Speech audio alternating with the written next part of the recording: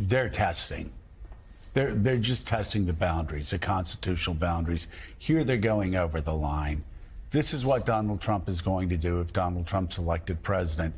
And there will be no National Guard to call out to enforce the Supreme Court decisions because Donald Trump will control the National Guard. This is so obvious. He talks about Orban. He talks about illiberal democracy. He talks about all of his tyrants who are his friends. And then you see Republicans openly defying the United States Supreme Court. That's exactly what Donald Trump's going to do if Donald Trump's elected again. It's just so obvious. Yeah. We've talked a lot on the show about how the institutions will start to break if Donald Trump is elected. One thing I want to say that I'm starting to feel a little bit better about things. A couple of months ago, I was terrified that Donald Trump was going to be the next president. Donald Trump keeps losing. You know, I'm shifting to E. Jean Carroll for a second. We watch him lose $93 million. We're going to watch him lose a civil case. We're going to watch him lose an election fraud case. We watched him lose for 6 years. We see him blubbering. Somehow in the last month or so, things have turned a little bit, and this would-be fascist that seemed to be on a fast track seems to be getting diverted a little bit. I feel a little bit more bullish coming off of Steve Ratner, coming off a lot of things. This country does not want our institutions to fail. I believe in our electorate, and I'm feeling a little bit better about things, about our would-be dictator. Jen, tell me, the last month, obviously, Donald Trump has gotten very confused on stage. He thinks that Joe Biden is Barack Obama and Nikki Haley is Nancy Pelosi. He gets very addled. And Donnie is right. He gets pounded in these court cases. And again, it's not a deep state conspiracy. It's a jury of his own peers. It's voters where he does business. And it's only going to get worse. I mean, when the judge in the fraud case, doesn't he? He said by tomorrow. Yeah. It's got to be by tomorrow. That's probably $250–300 million. And that's money Donald Trump does not have. I've had the same sense, even just in the last week, that Donnie said is that he seems vulnerable in a way that he didn't months ago. You know, and I think it's a combination of us realizing 50 to 60% of the party is with him. You know, maybe 40% are not. Wasn't it striking in Iowa? We sat there talking about Iowa, and then a couple of days later we realized that Republicans make up about a third of Iowa voters, and only 14% of those 33%. Not 14% of the electorate, 14% of 33% of Iowans actually voted for Donald Trump. Well, half of those, so 7%. Yeah, even though the enthusiasm is supposed to be on his side, and you know it was cold and everything like that. But then in New Hampshire, 40% of people there said that the people that Republicans that turned out said that they would not support him if he was convicted. 25% of Iowans said they would not support him even if he's just the general election nominee. Then you had Nikki Haley making a Republican making effective attacks on him. And interestingly, she's playing the anti-establishment card, right? She's like, oh yeah, he has all the endorsements. He's got the party behind him.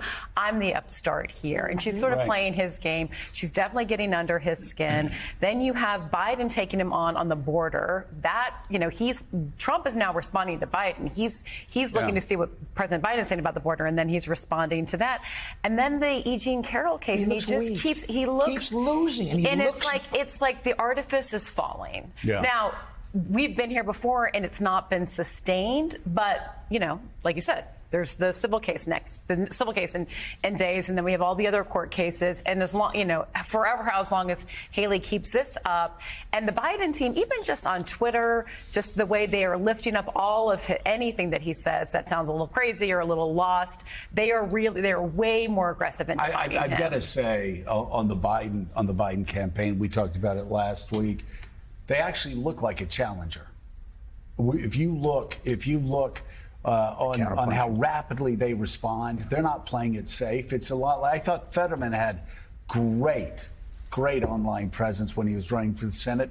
That's what Biden's campaign looks like. I mean, they are going after Trump aggressively, and where Trump will ramble on and on forever, they'll say, watch Donald Trump say this stupid thing. Boop.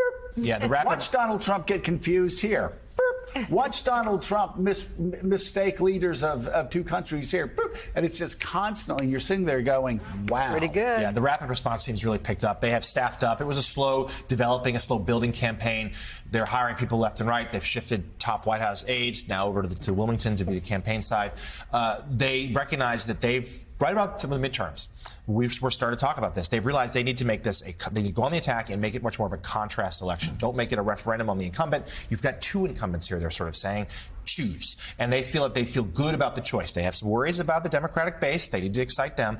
But about independent swing voters, they feel good that they're going to stay home. And it's not just that the online presence, the other person who's going after Donald Trump is Joe Biden.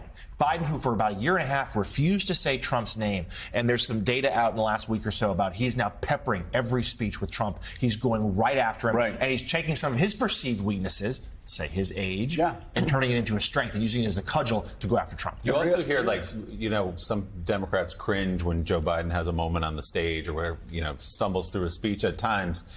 You're starting to hear Republicans say that about Donald Trump. Not the dyed-in-the-wool MAGA supporters who go to the rallies, but that is particularly that riff, long riff, not a slip of the tongue, where he confused Nancy Pelosi with Nikki Haley. You're starting to hear independents and old-line Republicans, the ones we talk about all the time, go, oof. Donald Trump that's not great. Donald Trump was always about strength, and he's looking weak. He looks weak. He looks like he was shut up by Gene Carroll.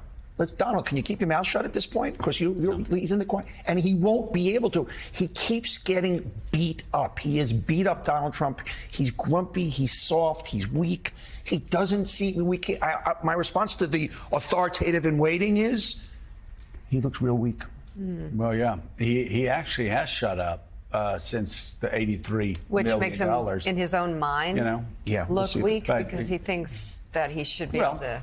I mean, E.G. Carroll beat him. Have to beat him pay beat money. him badly. Beat him up really badly in court. Humiliated him. I mean, I can't imagine that. That'd be pretty rough with everything else going on. But you see people, though, you're right, the Republicans that will see Donald Trump going, he'll be talking, they go, Nikki Haley, Nikki Haley, Nikki Haley. Then he'll stop because he's like, wait, that's not the name. And then he goes back to her, just like when one of the best clips is when he chokes on the name Obama. And that's why we're going to be Obama. And then he stops and then he just goes there because his mind can't retrieve Joe Biden's name, which is fascinating.